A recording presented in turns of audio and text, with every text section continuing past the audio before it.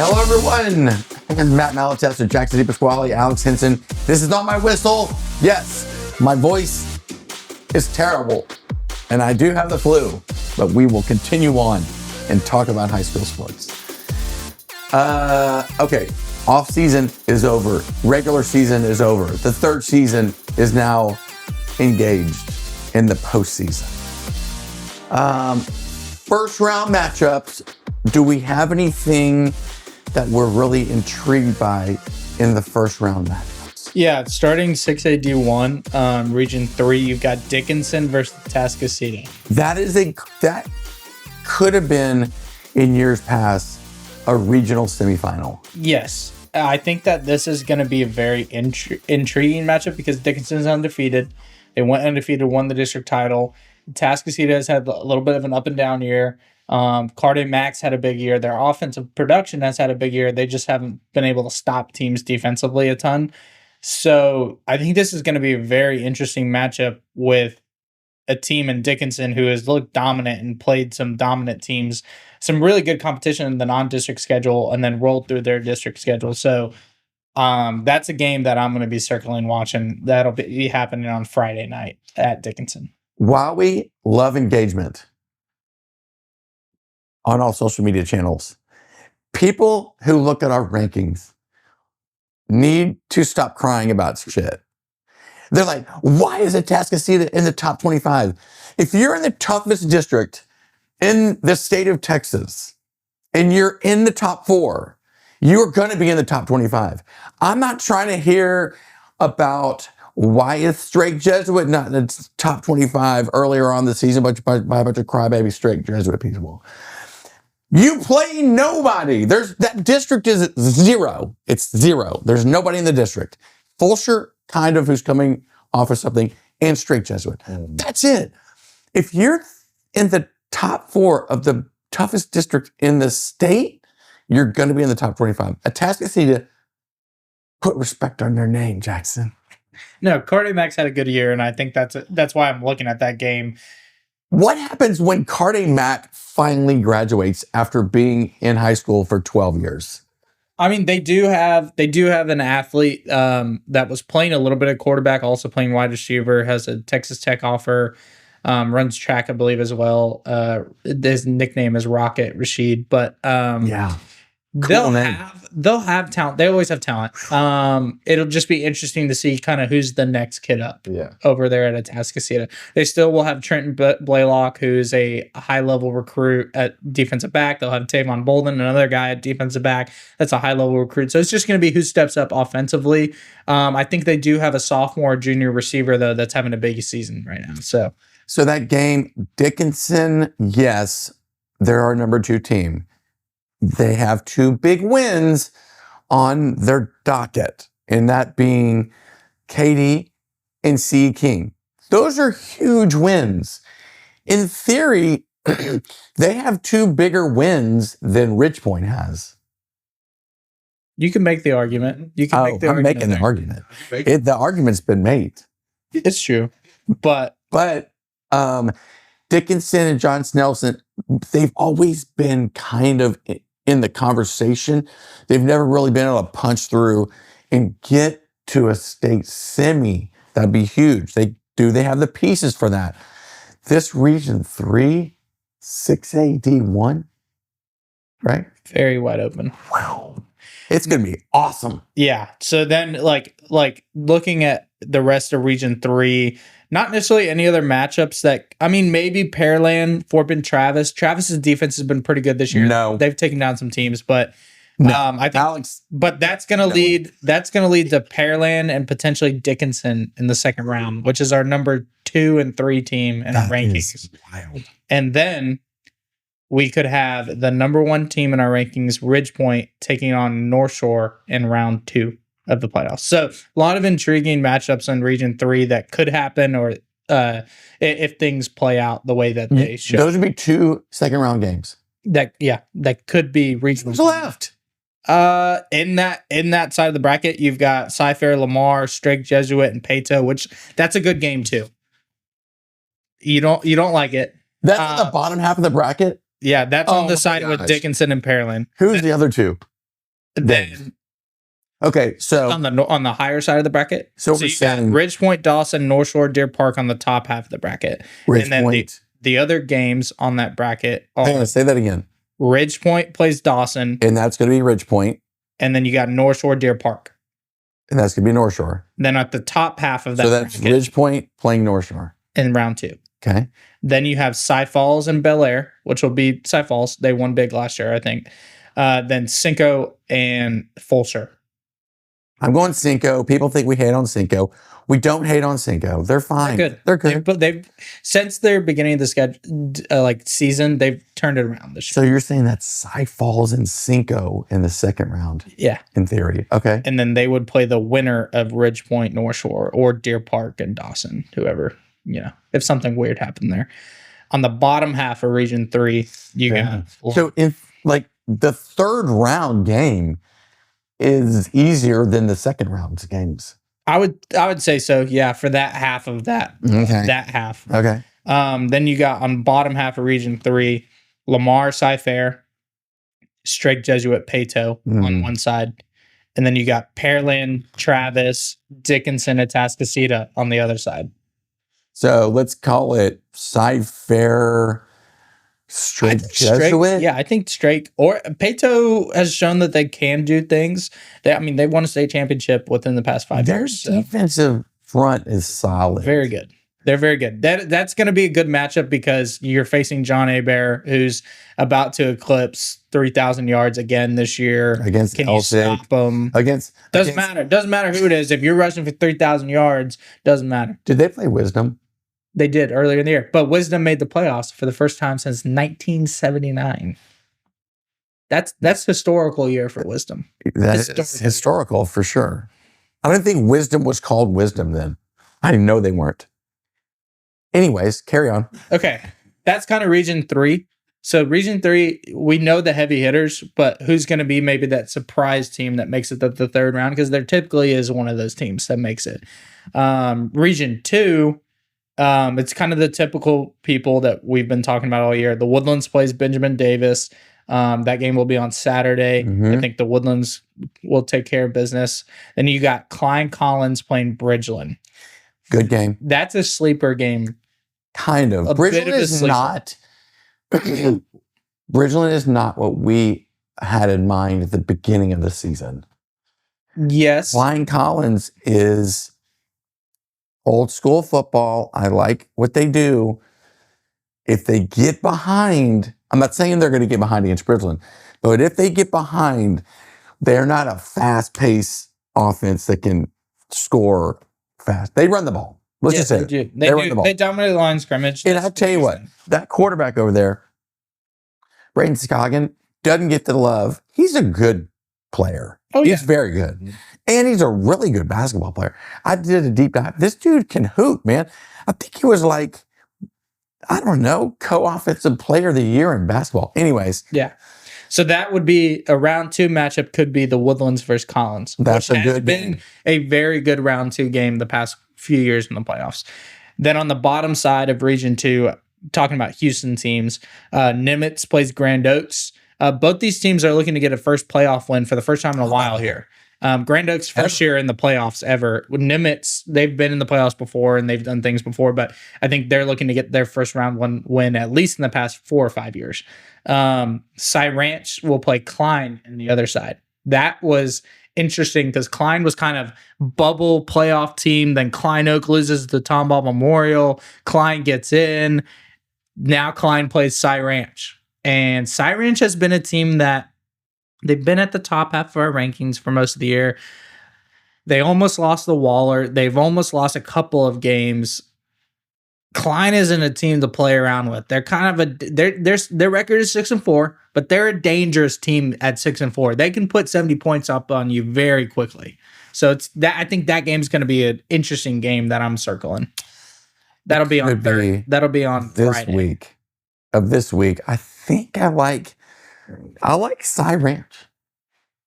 They win games at the end of the game. And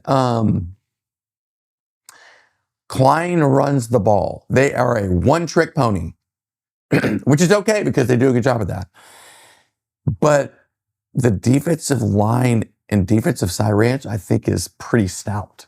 Yeah. I feel like that's going to be good. the matchup, is that Klein offensive line versus that Cy Ranch defensive line. Right. Klein's offensive line is very good. They're also very big. That Cy Ranch defensive line is just as big and just as good. They're big. So that's going to be the matchup Yeah. to watch that entire game. Yeah. Which, That's a good game. yeah. Oh, yeah. It's going to be a good one. That's 6A D1, though. So that's everyone for 6A D1. That's kind of your 6A D1 breakdown. Start in the Region 2 of D2, because the biggest game of the weekend is Waller. Oh, yeah. Waller plays Tomball in the first round. That'll be on Thursday at Tomball. I will be there to cover that game. Very excited to see that game. Waller's 7-3, Tomball's 8-2. Waller's had quite a year. They've been texting us, making sure we know that they're having a big year. Now it's time. Hey, you made the playoffs, but now it's time to play that first round game against a really good Tomball team that in years past has been a consistent team to make the third, fourth round of the playoffs.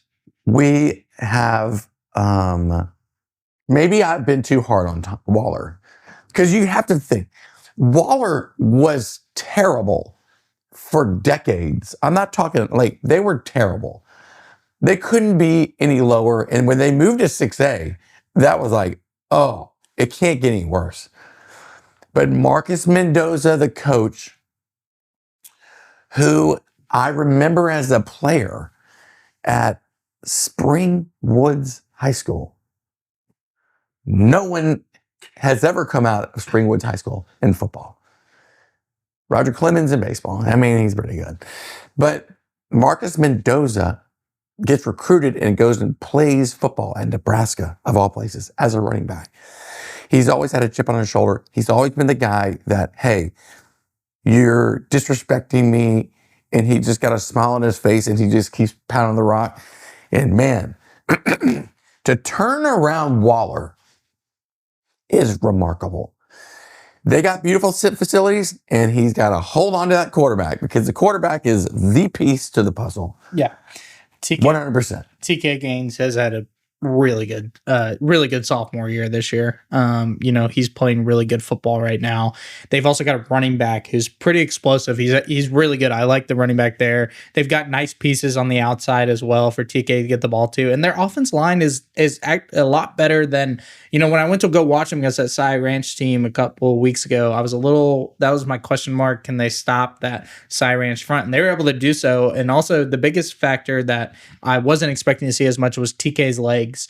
I think he had to have had at least over 100 yards rushing in that game too. So Waller's going to be a team that they could give Tomball a really good game, and I think they could win it even as well.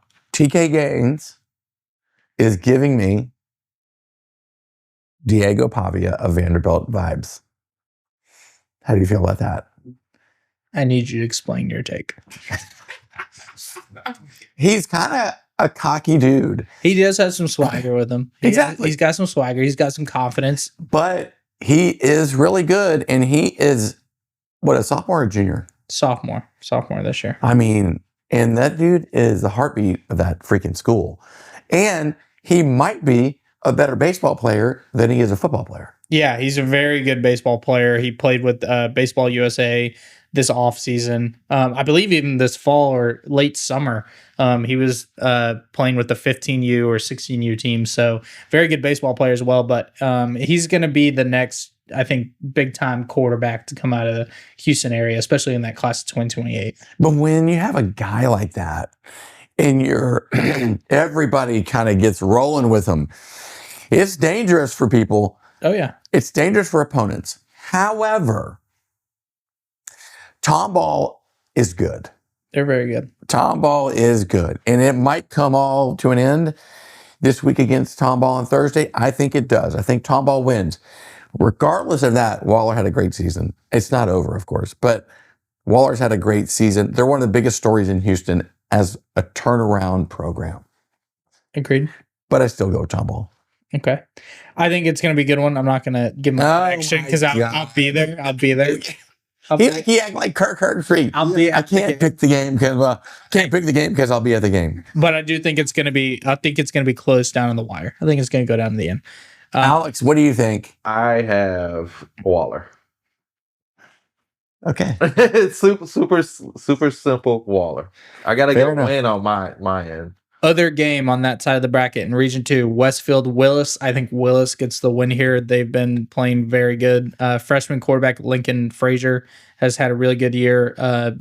Getting first year of varsity experience. There's been some hiccups, but he's been a very good player. Also, it's hard to go against Jermaine Bishop right now, and it's hard to go against the tight end Javion Martin as well. They've been the dynamic duo. It's basically you go look at the stat sheet. The ball's either going to Jermaine or it's going to Javion Martin. And if it's not going to those two, Lincoln Frazier is running the ball. That's their offense right now. Here's the thing. Westfield, if you think that Willis is punting and Jermaine Bishop is the punter, they're not punting.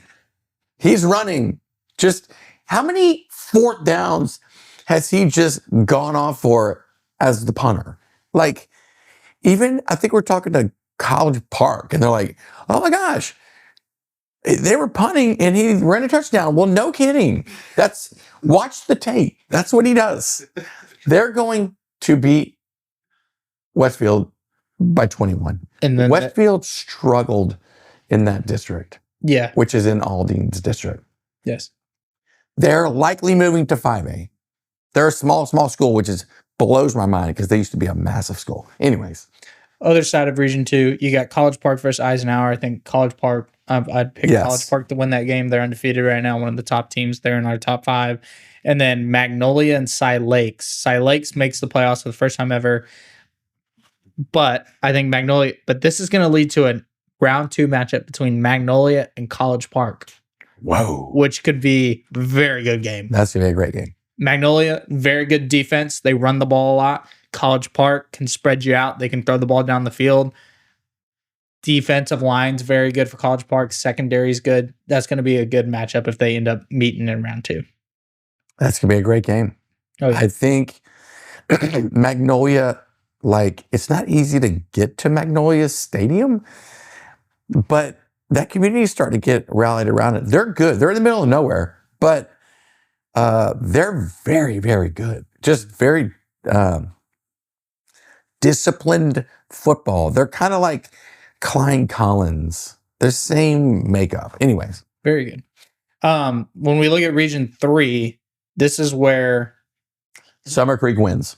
Katy went Division 2. Oh, that's right. So the top half of this is the top half of Region 3. You got Memorial taking on Wisdom. Memorial will get the win. They're having a good year. Won the district title with Brooks Hack as the first-year head coach. They're having a really good year. Then they would play the winner of Katy and George Ranch. More than likely going to be Katy. More than likely? Which would be... That's going out on a limb. Which... Katy yes. Plays Memorial. Why is that significant? Because the quarterback on a VYPE cover back in the day was a guy named Brooks Hack, who was the quarterback at Katy. And his dad was the softball coach. And his sister played softball at Katy. And he went to ULL from being the quarterback at Katy. And his mom is the assistant superintendent of Katy. And now their son is the coach at Memorial. So could be an interesting round 2 matchup there. And they play like Katy. Yes. They do not hurt themselves. Mm-mm. It's so easy. Don't turn the ball over. Have a clue on special teams. And don't put yourself in a just don't be who you aren't. Katie's always going to run the ball, and they're always going to throw their tight end out of the backfield, play action pass. And they're going to turn you over. Yep. Memorial is somewhat similar. Similar, except they run more of the spread offense, kind of what Randall ran whenever Brooks Hack was there. But very similar types of playing style where they're not going to they don't hurt themselves. They're not going to beat themselves type of thing. That's a great storyline. Great storyline. So on the other side of this same half of Region 3, you have Hightower playing Manville, which should be actually a pretty good game. It'll be a good game. Then Summer Creek and Clear Springs. That is all on one side of the bracket. You have Katy, Memorial, Manville, Summer Creek, Clear Springs, Hightower, all on one side, That's and Wisdom and George Ranch. That's well, who's left is Summer Creek. Yes. They're on the bottom side. No, they're on the same side as Katy. Oh, They would play each other in round 3 got it. if it worked out that way. The other side of Region 3, Heights and Stratford in round 1. Okay. Then I think Heights wins that game. I do too. Then you got Foster and Jordan. Jordan. Then you got Shadow Creek and Bush. Fort Bend Bush making the playoffs this year. Kudos to them. Great story after Alan Aldridge passed away as the coach of Bush. I don't know the Shadow family. Creek. Oh, yeah. I think Shadow Creek wins that game. Then the final game on that side is Clear Falls and CE King. I think CE King wins, but Clear Falls quarterback Tyden Barker has put up some insane passing numbers this year. So, like, just something to watch out for. I would maybe just peek back and look at that score, see what the score is. It could be a high scoring I game. think he set like new records over there Yeah. and everything. He's been balling over Yeah. there. Silent. No one's knows. talked about it. No. He's been playing really good. But that's 6A D2. Katy going D2 is kind of the big story there. But also looking ahead, looking at elsewhere, Westlake goes to Division 2. And they play Vandergrift in round 1. And Vandergrift was in the state championship game last year in D2. And Westlake was in the state championship game In round 1? In round 1, Vandergrift That's and Westlake insane. play each other. So that's going to be kind of interesting there. I don't And even know how that's legal. I don't know either. That could be illegal. It could be Hey, question. Could CE King and Summer Creek meet? in the regional final. Yes. Wow. That'd be sick. That'd be cool. I think that could happen. I think it could. We'll see what happens. Summer Creek's got to get back. They got to win a couple games that might be a little bit tougher than people think. I think. Yeah. So, but that's Summer Creek Riddle. They beat the brakes off of North Shore. After North Shore beat the brakes off of CE King. What makes Summer Creek special? You were at the game. How in the hell did that happen? They don't hurt themselves. They don't really have too many stupid penalties. Their offense is interesting. Once they get a first down, they're very high paced. They get up to the line, immediately snap the ball, run play. And they will try to dominate the line of scrimmage running the ball, but they can also throw the ball. Benny Easter has been one of the most explosive wide receivers in the city of Houston this year. He's a high 4-star 2027 kid. Noah Spinks, the quarterback, has been very solid for them, getting the ball to playmakers. Trey Brown has had a good year. Jamaica Jones is another wide receiver who had a big game against North Shore. Just kind of being that guy who, on scramble drill, he's finding a way to get open, make plays to convert first downs. And then defensively, it starts with Montre Harris. If you can't block that kid, it's going to be a long night. He had at least 3 sacks in that game this past week. Well, that's what was so alarming. Like, how did that happen? Was North Shore so geeked up about playing CE King and they had a letdown? Caleb Maryland, the quarterback, didn't have a tremendous game against Summer Creek. I think it was a little bit of that. Caleb's a very good player. I think that he was feeling pressure and got out of the pocket maybe too quickly sometimes. And also just maybe the routes were longer developing plays instead of stuff where it's like, hey, I'm gonna hit my back foot and the ball's out. Just stuff like that. He did miss a couple guys open as well. So that I think that's the biggest thing. Was North Shore's defense not great? They were good. They just, when you're out on the field, as much as they were that entire game, that's tough for any team. That's tough for college and NFL teams to do. So yeah, I think that was the biggest thing because their defense line was getting after Summer Creek all night. I think the biggest thing was just the fact that they were out in the field so long and Summer Creek converted on a lot of third downs, even huge. Third and longs. So, well, yeah, that's going to be interesting to see. Okay, the other side of that bracket. I already talked about the other side. 5A, are we in love? I mean, 5A D1 has some good ballers, good matchups. Port Arthur Memorial, they went undefeated this year. They'll play Galena Park. Port Arthur should win that one. that will set up a round 2 matchup with either A&M Consolidated or Crosby. Crosby's been kind of a sleeper.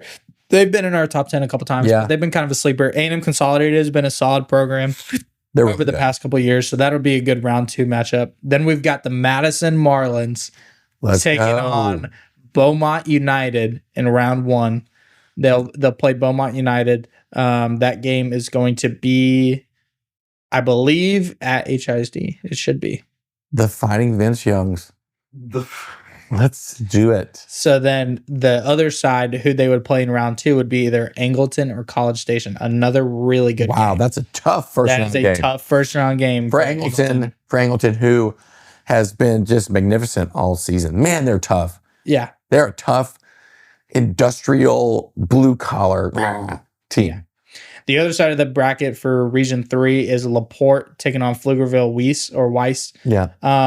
That's going to be a good game. LaPorte's 9-1. Weiss is 8-2. And they've got 2 of the top receivers in the country and a 2028 quarterback who's got a ton of offers. That could be a dangerous game for LaPorte. Now, where's that game going to be played? Because that'll be Austin, more than likely coming to LaPorte. That's a far drive to make for a Friday night game. So we'll see kind of what happens. I'll have to look at the details of where that game's being played, but I would assume it's at LaPorte. So that could be tricky. That could be an interesting one. That's a tough first round game for LaPorte. If I'm Weiss, there's no way I'm going. You would try to play neutral. You would have to go neutral. So we'll do some digging on that. And Has anybody been to LaPorte? It's like you're driving to the end of the world, literally. And you get to the stadium. And then after the stadium, you're in the Gulf of Mexico. Well, brand new $60 million. Oh, it's awesome. Now. Brand new.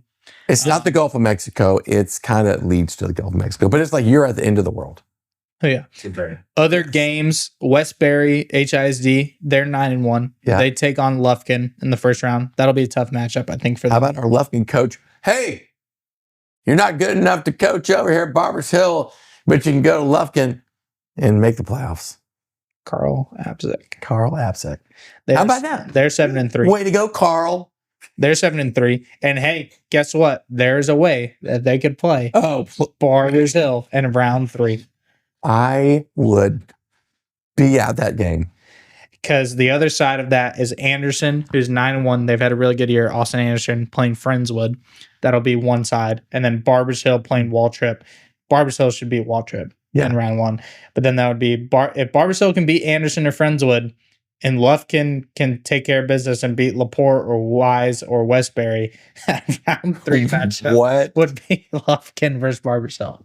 They could not play either. They could not play at home at either one of those places. They have to play neutral. Yeah. But I think LaPorte is my favorite on that side. But that is all the Houston area teams in 5A D1. Okay. Maybe just other teams to watch out for that are in 5A D1. Not necessarily. Highland Park is in Region 2. They made state last year. And I don't see Smithson Valley, but they should be in here. Smithson Valley's in here too. Yeah. So. Trouble. They're trouble. Okay, so nothing Region 2 for us. Nothing Region 2 for 5A D2. No, not Region 2. What about D2? D2, Region 3 is a gauntlet. It is a gauntlet. You have Montgomery. Well, let's start with Region 2 because Region 2, South Oak Cliff playing Crandall, and then you have Montgomery playing Mount Pleasant. Montgomery could play South Oak Cliff in round 2 of the playoffs. That's a tough ask for the Bears, but they're not bad. They're big. They're more than physical enough to play with South Oak Cliff. But South Oak Cliff is very good this year. I mean, they barely lost to P&G. Mm-hmm. They're good. Then you got Huntsville taking on Marshall. That'll be a first round matchup. Other Houston area teams in Region 2, you got Lake Creek taking on Texas. Texas is 9-1. Lake Creek 5-5. Where do y'all think That'll Texas be a tough game. high school is? Texarkana. It's up north. Texarkana. Okay. Yeah. No, ball knowers over here. Texarkana They have to have a high school named Texas, and then across the border, like, do they have a high school named Arkansas? Just so they're clear of where you go to school. And the other game is going to be Port Neches Groves taking on Nacogdoches. That'll be a round 1 game, and then that's it for Region 2 Houston area teams. Yeah, and then But so there's potential that P&G and South Oak Cliff could meet in the regional final. There's also potential for P&G and Montgomery to meet in the regional final. Yeah. So those are some dangerous games down the stretch. And then on the other side, you're right. It is a gauntlet. Region 3 is a gauntlet. Randall, Murder Scene, Iowa Colony, awesome. Marshall, Fort Bend Marshall? Fort Bend Marshall, they made it to round 3 last year. They're too beat up. Or they're just too... Liberty Hills on that side as well. Man. Yeah, it's tough. Brenham, Texas City, Pflugerville. This is a gauntlet. Randall will play Ellison first. They'll play the winner then of Pflugerville. I don't know, Central maybe? Yeah. Or one of the other Pflugerville schools, not Pflugerville High or Pflugerville Wise, or Jefferson. That'll be their round 2 game. Then University from Waco University, they play Fort Bend Marshall in round 1. University's got some interesting teams. Fort Bend players. Marshall's going to have to go to Waco to play that game. No way. That's going to be a tough game. But they got KK Johnson back. You never know what can happen there. Then you got Bastrop, who is really good. They're really good. Their quarterback is one of the highest recruits in the state of Texas. Watch out for them. They would play Marshall or University in the second round, and then Randall potentially in the third round. Okay, keep going. Then you got Liberty Hill versus Lanier, and then you got Brenham versus Texas City. Brenham is 9-1 despite not having Jacoby Dixon at running back. 9-1. They'll play Texas City in round 1. I think Brenham might be a little bit too much for Texas City. Then that would set up a matchup for Brenham and Liberty Hill in round 2. Liberty Hill is a team that has made the state championship in the past 4 years. Actually, 2 times in the past 4 years. Yes. Both losing to South Oak Cliff, I believe. The coach of Liberty Hill is not there anymore. It's a new guy. Is it? Yeah. Okay. Because I know what you were going to say, I think. I had a lot of things on my mind there. I think Elliot Allen is now the AD at Bastrop, who was the head coach at Brenham, and before that was the head coach at Stratford and the head coach of Andrew Luck. So it's no surprise that Bastrop has a great quarterback, but he's not the coach; he's just the AD. Oh yeah. Other teams on the other side. Sam Houston will play Pflugerville in round 1. Sam Houston out of Houston. Math and science. Are they the Hurricanes? No. Then no. Okay. Pflugerville was a team that made it to round 2 last year, and they would play the winner of Iowa Colony and Belton. That's going to be a home game for Iowa Colony. I think they could get to round 3 and have to play Liberty Hill, Brenham, or Texas City. Texas City is pretty good, but they're pretty good. They're not great. They're good. I think they would probably play Brenham or Liberty Hill. Fun fact about Pflugerville. Their uniform is what? The Friday Night Lights show. Yes. That's where it's filmed. And the uniform is awesome. What was kind of neat also about Pflugerville, their head coach, I believe his name is Coach Martin, his son, or Coach Allen or Coach Martin, one of the two. Apologies for messing that up, but his son is the quarterback there. So kind of neat storyline there.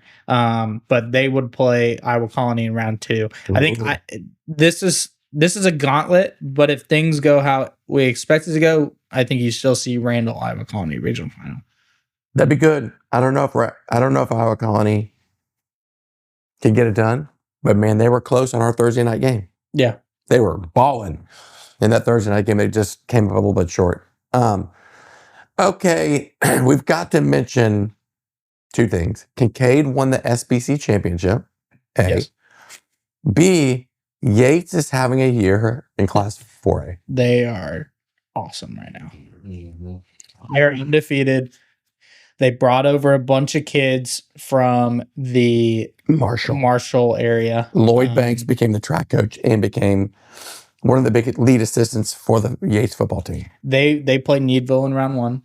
That could be a tough game, but Yates is very good. Like, scary good. They were blowing out teams all year. I think their closest game was a 30-point win. Wow. So they're dominating people. But they could have an interesting matchup with Crawford in the third round if Crawford can handle business and take care of Worthing in round 1 and Lindale or Hargrave in round 2. Crawford has had a really good year too. Crawford, I really liked him. And of course, we love Alan Mosley because he's just a fun, cool guy. Oh, yeah. Very good game. And he's an amazing player. Oh, yeah. Very good. And he's an amazing basketball player. Yeah. So they're going to be good. The other thing. And he's a great dancer. True. He's got moves. He's got some TikTok. Here's the thing about that region, though. That region 3, you got Kilgore, who went to state last year. Little Cypress, Morrisville, who's normally been pretty good. Stafford, Wheatley, Bridge City, who's been really good this year. What? Bridge City is 9-1. 9-1. Holy cow, that's amazing. Tyler Chapel Hill is also on that side. They're 6-4. Then you got Navasota and North Forest, along with Yates, Needville, Lumberton, Pine Tree, Crawford, Worthing, Lindale, and Hargrave. That I am shocked that Bridge City is any good. Because we did media days over there a bunch. And it was not good over there. They hire the Orangefield head coach. I think his name is Josh Smalley. Those two places just cannot stand each other. And they're right down the road. There's like one Whataburger in between Orangefield and Bridge City. And he goes over and makes Bridge City a winner. That is blowing my mind. Oh, yeah. Region 4 also has some greater Houston area teams. Bay City, they're in Region 4. They made the playoffs. They went 7-3 this year. They will play Toulouse. Yeah. Midway. And then you have, I had them. El Campo made the playoffs again this year. They will play Cal Allen in round 1. So that's 4A D1. Okay. Well, that's a lot of football talk. Alex, do you have anything to say about playoffs? You shot a lot of games. Are you excited about it? Are you getting tired? Am I getting tired of football? Is that what? I mean, we have like, we have 7 weeks. It's Christmas. It's Christmas. This is football We have time right here, 7 baby. weeks. We have a gauntlet of 7 weeks of the best football of the year. This is going to be amazing. I'm definitely looking forward to a lot of teams that we've had high hopes for throughout the whole season. Just some of these guys like Montgomery, I've been cheering for them. They're just a big group of guys. I think there's some teams that can make some noise that you don't want to see them, and there's some potential players that can change the game. Just that's the kind of talent they have, and it's all over the city right now. So I think we got a good crop of playoff games coming up all over the city, but definitely, up top here at the Summer Creeks and the North Shores, that's kind of all those games. I'm looking forward to seeing just how that all plays out because they've just been killing each other's the whole season. So it's gonna be fun. If you had to pick one team that can make it to the state championship game, not win it, just make it, who is that one team? Randall. Yeah, I'm gonna go. Let's still say gonna say North Shore. I'm still gonna say North Shore, just because they, for some reason, when playoffs come around, something's gonna happen where they turn it up a notch. Last week's game they got handled, but I don't know. That didn't look like the North Shore that we've seen the prior weeks with Sea King. That just looked like a whole nother team that we saw. Yeah. I think a little bit higher of North Shore, and I think they have a chance to pull it out this year. I'm going out with it. Wow. I'm doing that. I'm rocking with North Shore this year. Yeah. Okay, so that was the first round pick was Randall, which I think we all would have picked. You had your number 2, so I can't pick the same as y'all. No. I'm gonna pick Ridge Point. Okay. I was gonna say that if I I was gonna think pick this could be their year. yeah, Yeah. they're set up as a team to do that this year. Yeah. They've got the bigs, they've got the defense, they have explosive playmakers to get the ball to. They can run the ball as well. If there was a year, this is it, and they're undefeated right now, and they're gonna have to. They're gonna have to do it. They're gonna have to show up. It's not like no one's giving it to them because they got a tough road to hoe. Yeah. And I think it's gonna be the Ridge Point Panthers. Boom! Let's go, Ridge Point. All right. Quick shout out to Hitchcock and Belleville. Division 3 Yeah. in Belleville. Watch out for them as well. How about those? Hitchcock, man, that's so much D3. great talent, and they just keep rolling down there. Good for them. 3A, sorry. Yeah. All right, Matt Malatesta, under the weather. Jackson DePasquale, amazing as usual. And Alex Henson behind the mic in the camera. All right, on my whistle, like, subscribe, follow, social media, playoff time. Let's get hype. Let's see y'all at the games.